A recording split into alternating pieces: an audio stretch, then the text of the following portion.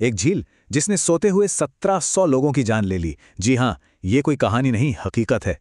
ये दास्तां है कुदरत के एक ऐसे खामोश कहर की जिसने पता है वैज्ञानिकों को भी चक्कर में डाल दिया था। तो चलिए आज इस रहस्य की गहराइयों में उतरते हैं। जरा सोचकर देखिए, एक एकदम शांत रात है, सब कुछ नॉर्मल है, बिल्कुल आम दिनों जैसा। लोग अपने अपने घरों में आराम से सो रहे हैं, ना कोई चेतावनी, ना कोई आहट, ना कोई शोर। लेकिन जब सुबह हुई तो 1746 लोग अपने बिस्तरों से उठे ही नहीं। और सिर्फ इंसान ही नहीं, उनके साथ 3500 से भी ज्यादा जानवर जहां थे वहीं के वहीं ढेर हो चुके थे। अजीब बात यह थी कि कोई भूकंप नहीं आया था, कोई धमाका नहीं हुआ, किसी को कोई चेतावनी तक नहीं मिली। और तो और किसी के जिस्म पर न कोई जख्म था, न खून का एक भी निशान, बस एक अजीब सी खामोशी। तो सवाल ये उठता है, आखिर वो खामोश कातिल था क्या? ऐसी कौन सी चीज थी जिसने एक पूरी की पूरी आबादी की सांसें ही छीन ली? इस रहस्य का जवाब हमें ले जाता है एक जहरीले चेम्बर तक। चलिए पर्दा उठाते हैं लेक न्यूज के राज से। ये है लेक न्यूज, वेस्ट अफ्रीका के कैमरून देश में एक झील। पता है, ये एक ज्वालामुखी के क्रेटर यानी उसके मुंह पर बनी है। देखने में तो क्या कमाल की खूबसूरत और शांत लगती है, लेकिन इसकी खूबसूरती ही इसका सबसे बड़ा धोखा है। ये उतनी ही जानलेवा है। तो अब अगला सवाल, आखिर ये खूबसूरत सी दिखने वाली झील इतनी घातक, इतनी डेडली क्यों है? इसका राज इसकी सतह के नीचे गहराइयों में छिपा है। इस पूरी तबाही का जो अदृश्य गुनहगार है ना, वो है कार्बन डाइऑक्साइड। हाँ, वही CO2 जो हम सांस छोड़ते वक्त बाहर निकालते हैं। अब देखिए, CO2 की कुछ खासियतें ही इसे एक परफेक्ट साइलेंट किलर बनाती हैं। पहली बात, इसका कोई रंग नहीं होता, कोई स्मेल नहीं आती और ना ही कोई टेस्ट होता है। ऊपर से ये हवा से भारी होती है। और इस झील के केस में ये झील के ठीक नीचे जो मैग्मा है ना, वहां से लगातार रिस-रिस कर पानी में घुलती रहती है। तो चलिए अब उस विस्फोट यानी इरप्शन को समझते हैं। इसको समझने का सबसे आसान तरीका है एक जोर से हिलाई हुई सोडा की बोतल का एग्जाम्पल। वैज्ञानिक इस घटना को लिम्निक इरप्शन कहते हैं।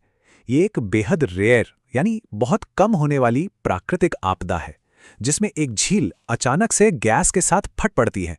सोचकर देखिए।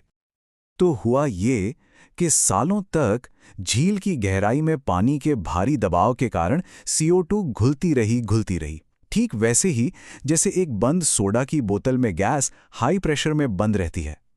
फिर आया एक ट्रिगर। ये कुछ भी हो सकता था, कोई लैंडस्लाइड या कोई हल्की सी भूकंपीय हलचल।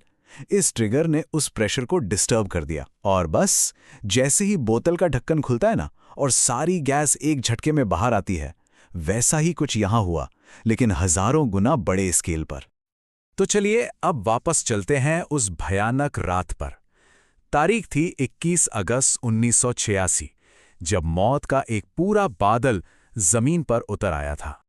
उस रात एक ही झटके में करीब 1.6 मिलियन टन, जी हां 1.6 million ton carbon dioxide gas झील से बाहर निकली। ये मात्रा इतनी ज्यादा है कि इसका अंदाजा लगाना भी मुश्किल है। और जैसा कि हमने पहले बात की, ये गैस हवा से भारी थी, तो ये ऊपर आसमान में नहीं फैली, बिल्कुल नहीं, बल्कि ये जमीन से चिपककर एक अदृश्य नदी की तरह घाटियों में नीचे की तरफ बहने लगी और इसने रास्ते में आने वाले हर गांव को बिल्कुल खामोशी से अपनी गिरफ्त में ले लिया।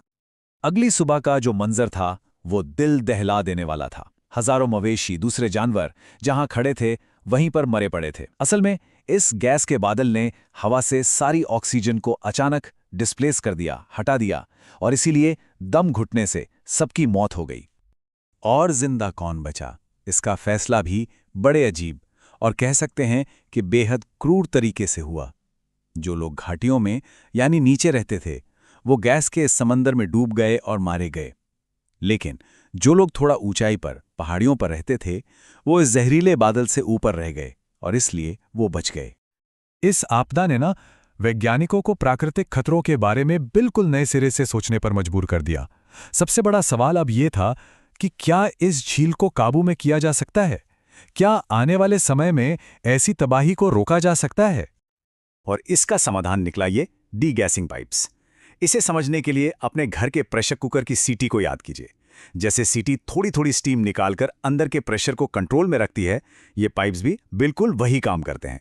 ये पाइप्स झील की गहराई से उस CO2 भरे पानी को ऊपर सतह तक लाते हैं। वहां प्रेशर कम होते ही गैस आराम से पानी से निकलकर हवा में चली जाती है और इस तरह दोबारा इतनी बड़ी मात्रा में जमाई नहीं हो पाती। लेकिन देखिए, लेक न्यूज़ की ये कहानी सिर्फ एक झील की कहानी नहीं है, ये पूरी दुनिया के लिए एक चेतावनी है। तो क्या दुनिया में ऐसी और भी किलर लेक्स यानी कातिल झीलें हैं? जवाब है हाँ, ऐसी झीलें और भी हैं। कैमरून में ही एक और झील है, लेक मोनोन, जहां न्योस से पहले एक ऐसी ही लेकिन थोड़ी छोटी घटना हो चुकी थी।